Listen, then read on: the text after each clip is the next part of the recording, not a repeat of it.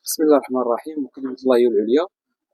أنا واحد المواطن كنسكن في حي الناظور، ساكنة مدينة العرائش. البارحة وقعت واحد الحادثة اللي هي كانت في أوقات متأخرة جدا، اللي هي طريقة ديال قتل الكلاب الضالة. الإشكال اللي مطروح هو أنه هاد المسؤولين اللي كيقوموا بهاد العملية هادي عطاتهم الجرأة على أنهم يدخلوا حتى لوسط الحي ويقوموا بهاد العملية هادي، مما أدى إلى وقوع واحد ردة فعل من طرف الساكنة، اللي كنعرفوها أن الساكنة هي واحد المنطقة شعبية وفيها ناس كثيرة، فيها ناس من جميع الفئات العمرية، ناس كبيرة في السن، ناس صغيرة في السن. يعني كانت واحد ردود أفعال اللي هي صعيبة، والحي كامل عرف واحد الضجة على مستوى الحي. والطريقة اللي كيتم التعامل مع هاد الكلاب الضالة هي طريقة صراحة نقدروا نقولوا وحشية، لأنه باش تقتل واحد الكلب بديك الطريقة يعني صعب شوية أنك تشوف ديك الحالة. وقمنا بالإجراء القانوني ديالنا عبر مناشدة السلطة. درنا واحد العريضة باسم الساكنة ديال حي الناطور، كتشمل معظم الناس اللي هي كتعاني من هذا الإشكال هذا، وتم دعوة السلطات إلى التدخل السريع للحد من هذه العملية هذه. هذا من جهة. من جهة أخرى، الطريقة اللي كيتم التعامل مع هذه الفئة هذه اللي هي الكلاب الضالة طريقة صراحة لا ترقى إلى هذا المستوى هذا. يعني واش الحلول تسالاو؟ واش ما كاينش حلول اللي هي ما يكونش فيها ضار ومضرور؟ كنظن كاينه طرق. يعني كناشدوا السلطات على انها تبحث على اسهل طرق اللي ما تقدرش تزعج المواطن في هذيك الساعه المتاخره. فعلا حنا كنعرفوا انه كيديروا هذيك الساعه بحكم انه ما يقدرش يديروا العمليه في النهار، بحكم انها كتكون هنا حركه سير، كيكونوا كاين مواطنين هذا. ولكن باش تجي مع الوحده ونص الليل وتدخل وسط حي شعبي وتقوم بقتل الكلاب الضاله، راه هذا كنظن اي مواطن غادي ما يعجبوش الحال. السلام عليكم، معكم سارة الشملال، مساكنة تجزئة حي الناظور. بغينا نهضروا على واحد الموضوع، اللي واحد الحدث ولا الحادثة، واحد الفاجعة اللي وقعت لنا البارح، اللي كنستيقظوا في منتصف الليل، بعد منتصف الليل يعني الوحدة ونص بالليل، على الصوت ديال الرصاص اللي خارج من بندقية، من بندقية صيد الخنازير ياك، اللي تفاجأنا أنهم كيقتلوا بها الكلاب.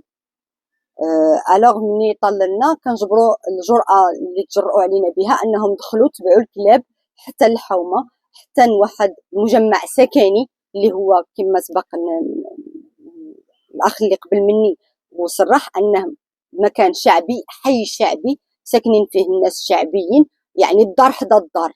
يعني هذاك ليسباس اللي عيدوز فيه هو بالطوموبيل ويجبد سلاحه من هنا ويجبد سلاحه من هنا، راه عايفيه كلشي ويقدر يجيبها في اي واحد. الوغ تفاجأنا ان القرطاس كيلعلع في الحي ديالنا. علاش؟ باش يقتلوا الكلاب. الوغ هودنا تجمعوا الناس كاملين بهم، الناس كتخرج من الدار ديالها والقرطاس باقي كيتطلق، كنغوتوا القرطاس باقي كتطلق بواحد الطريقه اللي هي عشوائيه، اللي كان ممكن انه يتصاب بها اي واحد. وحتى ولاد هاد الاحياء هادي ما كينعسوش بكري، وراه كاملين عارفين هاد الاحياء هادي. اون فان كونت كيجي كنتفاجئوا بان رئيسه القسم الصحي كتقول لنا على انه الصحي بالجماعه كتقول لنا على انه ما عندها حتى مسؤوليه في هادشي، وهي اللي كانت كدير لهم البيل باش يضرب هو بالرصاص. اون فان كونت حطوها في الهبطه ديال الشارع، وهوده كتقول على ان الباشا هو المسؤول على هاد الهلع اللي وقع لنا حنا البارح.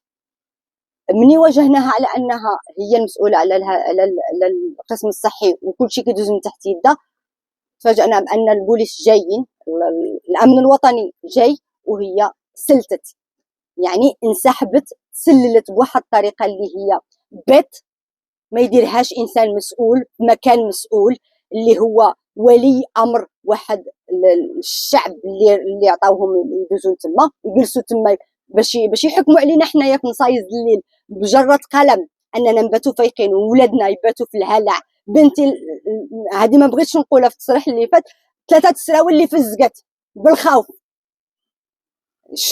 شنو ذنبها؟ وكتسقسيني مامي شكون اللي تقتل، شكون اللي تقتل؟